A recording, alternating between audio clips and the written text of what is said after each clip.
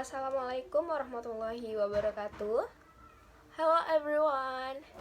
Here I want little explain about definition from ship classification. Okay? If you hear about ship classification, you always asking about what is meant by ship classification, right? So here I want explain about that. Ship classification is the process of grouping ship of similar design into classes, which is distinct from ship type that might reflect a similarity of tonnage or intended use. A ship classification usually named after the ship of the classes to be authorized by Congress, which is the designated class leader and give name class, regardless or of the order is which the ship of that class are laid down, launched, or commissioned. Okay, the next material will be explained by Adin Wahyu. Hello everyone. Let me introduce myself. My name is Adin Wahyu Aziz Ramadan.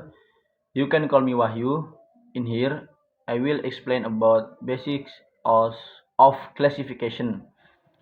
The basis for ship classification includes the establishment of technical standards that must be met by ship in their construction and operation. The standard cover a wide range of aspects including material use, ship structure, propulsion systems such as diesel engines, importer pumps, and other vital machinery. The assessment is carried out by checking the classification that function for ship classification society, and then ensure that they comply with established standard. Ships are usually classified by a classification society, which is a non-governmental organization that establishes and maintains technical standards for the construction and operation of ships. The classification software instructs ships to make sure that the ship, its components, and machinery are built and maintained according to tech standards required for their class. The software process covers diesel engines, important shipboard, pumps, and other vital machinery. Okay, enough for me, and thank you. Hello, my name is Sandemi Unju. Now I'm going to explain division of ship categories. Ships can be categorized into various major types, encompassing cargo vessels, passenger carriers, industrial ships, service vessels, and non-commercial ships. Each of these major categories can be further broken down into subcategories, with the national category having the highest number of subdivision. As an example, the majority of passenger ships fall into two subtypes, that is, ferries and cruise ships. Cruise ships are specifically designed to accommodate a large number of passengers and are characterized by their towering superstructure and multiple decks. Since the ships, uh,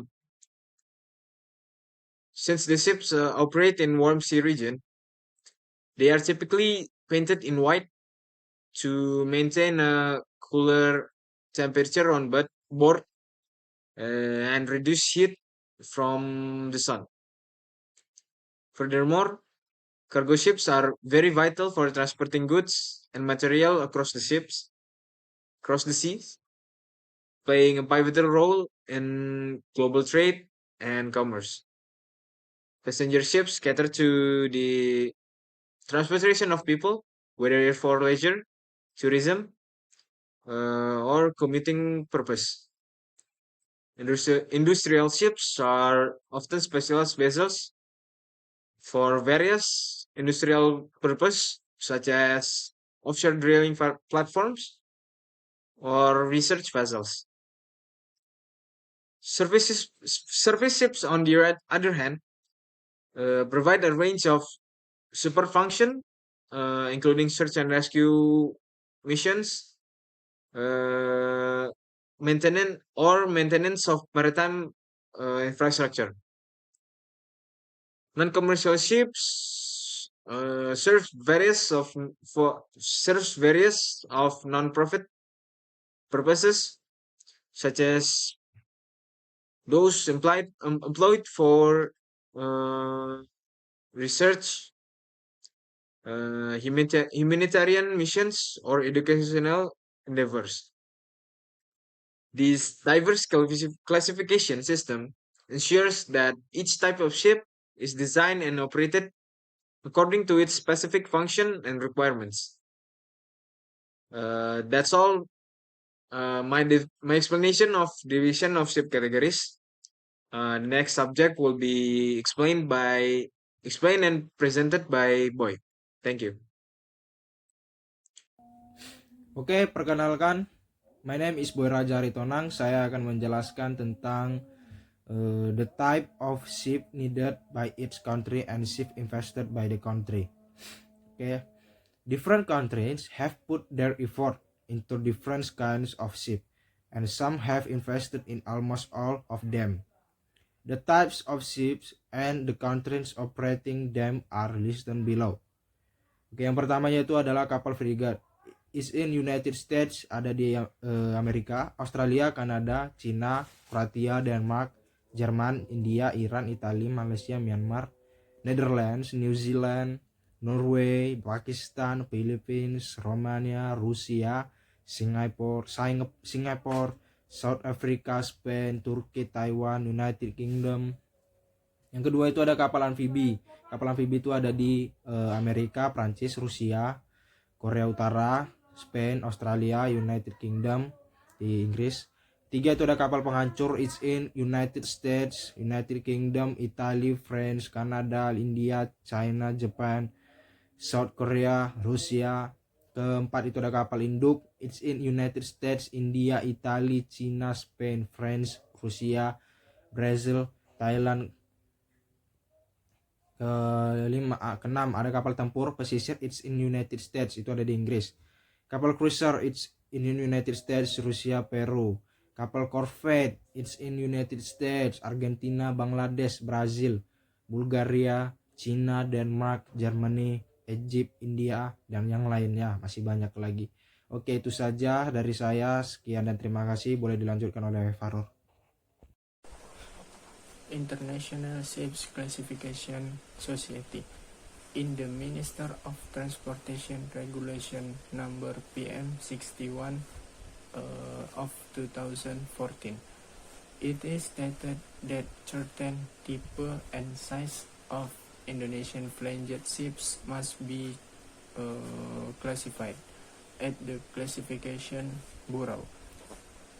Biro klasifikasi yang dipakai di Indonesia adalah Biro Klasifikasi Nasional, yaitu PT Biro Klasifikasi Indonesia, dan Biro Klasifikasi Asing yang diakui di Indonesia merupakan anggota dari International Association of Classification Society atau IACS. In Indonesia, there are several foreign classification bureau which are generally often used by ship owners to classify their ships, including the America Bureau of Shipping atau ABS yang merupakan badan classification from United States. Lalu ada Bureau Veritas atau BV yang merupakan badan classification from France.